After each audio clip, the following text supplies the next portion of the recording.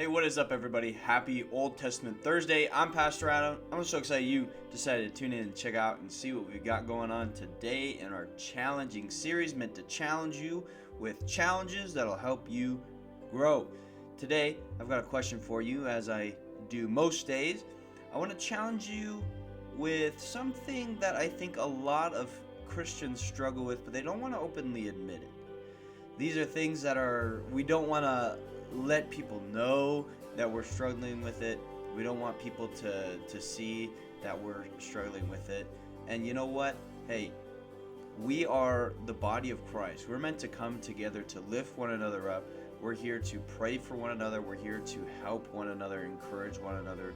Let's share our difficulties with each other as the body of Christ.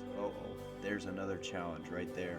Man, we've got lots of challenges today, apparently. I've got a question for you.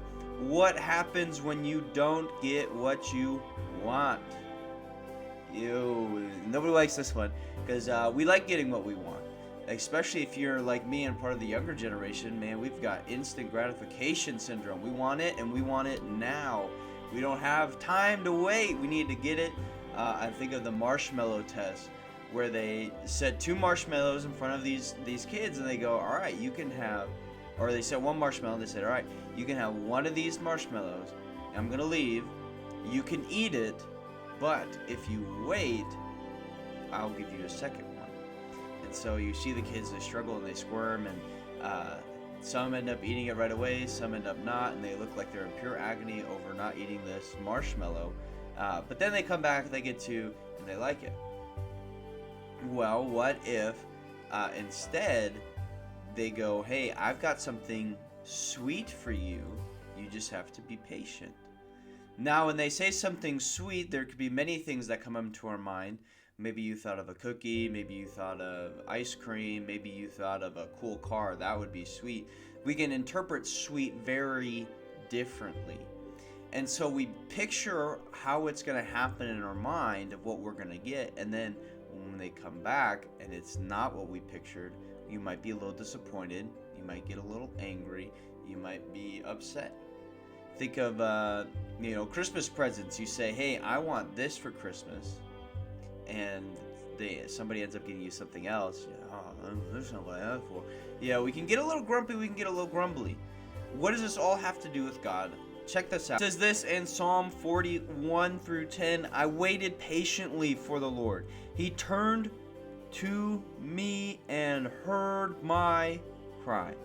He lifted me up out of the slimy pit, out of the mud and the mire. He set my feet on a rock and gave me a firm place to stand. What did all that have to do with the Bible? What did what I said earlier have to do with God? And how does it challenge us? Well, a lot of the time, when we're in the thick of it, we're in the mud, we're in the slimy pit, we're in the muck and the mire, we're praying, God, take me out of this. God, help me with this. God, I need this. God, I need that. And sometimes he answers in a very different way than we'd expect. It says, I waited patiently for the Lord. He turned and he heard my cry. Are you waiting? One, I'm telling you, do you wait patiently for the Lord? Or do you struggle with instant gratification? You're like, I need it, God, I need it now. And you're not going to wait for his timing. He's not going to wait for you to be all grumpy, and he's not going to wait on you like that. Be patient. He lifted me up out of the slimy pit, out of the mud and the mire. Do you ever feel like you're just stuck? You don't know how you're going to get out? You may be slowly sinking. Be patient. God is at work. He's not going to let you sink in the mud, in the muck, and the mire. Have faith that God will take you out. And it's a big thing in our culture today. The whole deconstruction movement is to go, well, I prayed and I prayed and I prayed, and God never answered my prayer.